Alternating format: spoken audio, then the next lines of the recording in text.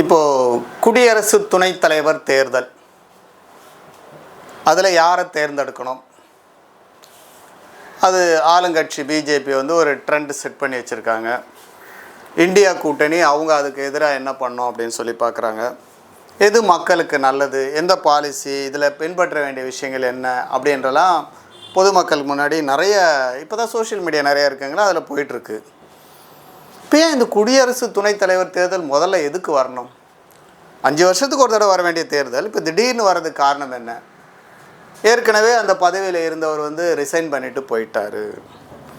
அவர் ஏன் ரிசைன் பண்ணிட்டு போனார் திடீர்னு? முதல் நாள் நடக்கக்கூடிய பார்லிமெண்ட் செஷன் வரைக்கும் அப்படி சூப்பராக ஆளுங்கட்சிக்காக அப்படி வாதாடினார், பேசினார். இங்கே தமிழ்நாட்டில் வந்து கூட நிறைய விஷயங்களை பேசிட்டு போனார். திடீர்னு அந்த பதவியே வேணான்னு அவர் விலகி போகிறதுக்கான காரணம் என்ன? அது வந்து சொல்லுவாங்கள்ல, சிதம்பர ரகசியம்னு சொல்கிற மாதிரி அப்படியெல்லாம் ஒரு ரகசியம் இல்லைன்னு வச்சுங்களேன். யாருக்குமே தெரிய மாட்டேங்குது. இவ்வளோ பெரிய பதவியில் இருந்தவர் திடீர்னு ராஜினாமா பண்ணுறதுக்கு. அவர் ஒரு தண்ணியில் விளக்கம் கொடுத்தாரு, நான் வந்து உடம்பு சரியில்லை அதனால் அப்படின்னு சொல்லிட்டு. அவர் இப்போ எங்கே இருக்காருன்னு கேட்டிங்கன்னா அது கூட தெரிய மாட்டேங்குது. இவ்வளோ பெரிய உயர்ந்த பதவியில் இருக்கவர் அவர் குறிப்பிட்டு ஒரு எங்கேயும் பொது வெளியிலையும் காணோம். சரி, எங்கன்னா உடம்பு சரியில்லாமல் ஹாஸ்பிட்டலில் அட்மிட் ஆகிருக்கான்னு பார்த்தா அந்த மாதிரி காணோம் அப்படின்னு சொல்லி மிகப்பெரிய ஒரு பிரச்சனை போயிட்டுருக்கு. சரி, இப்போ இந்த இதுக்கு வருவோம். தேர்தல் அவர் ரிசைன் பண்ணார், அதனால் வந்துடுச்சு. இப்போ தமிழ்நாட்டு மாநிலத்தில் தான் நம் தமிழர் ஒருத்தரை வந்து துணை ஜனாதிபதிக்கு ஆளுங்கட்சி சார்பாக நிறுத்தியிருக்காங்க. உடனே இங்கே இருக்கக்கூடிய கட்சிகள்லாம் வந்து குறிப்பாக இதுக்கு முன்னாடி ஆளுங்கட்சியாக இருந்த எதிர்க்கட்சி தலைவரான எடப்பாடி ஒரு முக்கியமான விஷயத்த சொல்கிறாரு.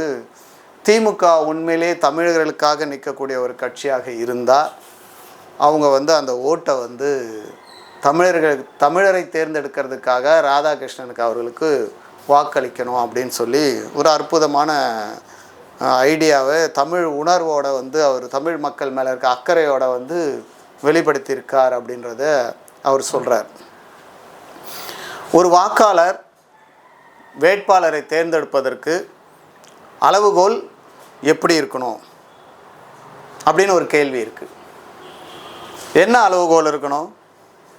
அவர் என்ன கலர் இருக்கார், என்ன மொழி பேசுகிறாரு, எந்த மதத்தை சார்ந்தவர் அப்படி இருக்கணுமா?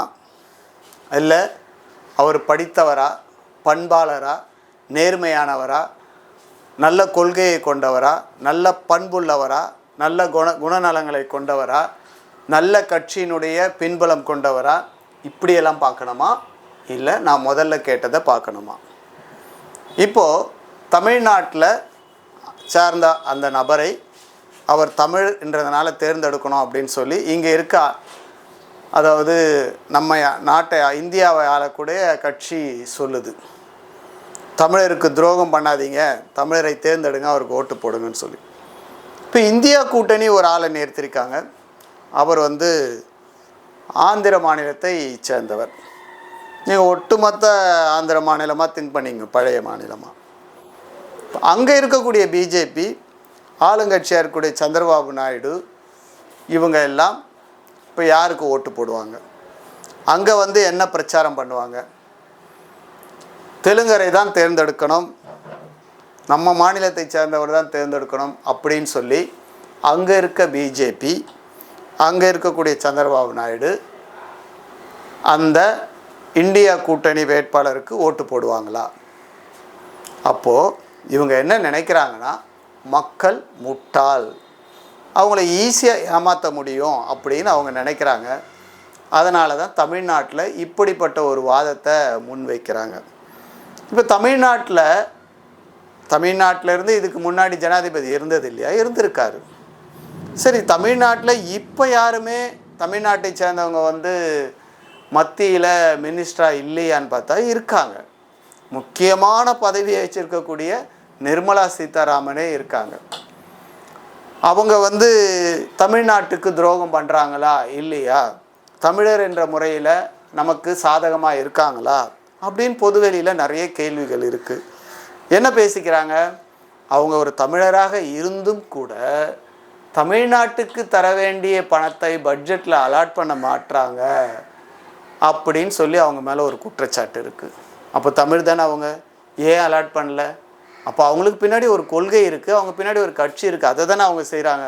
தமிழர் என்ற முறையில் எதுவும் செய்யலையே அவங்க. ஏன் நம்மளுடைய வெளி உளவுத்துறை அமைச்சர் அவர் ஒரு தமிழர், பெருமையாக சொல்லிக்கிறாங்க. அவர் தமிழ்நாட்டுக்கு என்ன பண்ணியிருக்காரு? இன்னும் சொல்லப்போனால் அவர் மந்திரி ஆன பிறகு தான் இந்த இலங்கை தமிழர் பிரச்சனை, அதாவது குறிப்பாக இலங்கைக்கு நம்ம தமிழக மீனவர்கள் இலங்கையை ஒட்டிய பகுதியில் மீன் பிடிக்க போனாங்கன்னு சொல்லி அதிகமான கைது இப்போ தான் நடந்திருக்கு அப்படின்னு ஒரு விவரம் சொல்கிறாங்க. அப்போ அவர் தமிழர் தானே, கச்சத்தீவை உடனே கொடுங்கன்னு சொல்லி அவர் பிரச்சனை பண்ணலாமே, ஏன் பண்ணல தமிழர்ன்றதுன்னு? ஏன்னா அவர் எந்த கட்சியின் சார்பாக தேர்ந்தெடுக்கப்பட்டிருக்காரோ அந்த கட்சியினுடைய கொள்கை பின்னாடி தான் அவர் நிற்பார். இல்லை இப்போ எல் முருகன் இருக்கார், அவர் தமிழ்நாட்டுக்கு என்ன செய்கிறாரு? தமிழ்நாட்டுக்குன்னு எல்லாத்தையும் பண்ணிடுவாரா?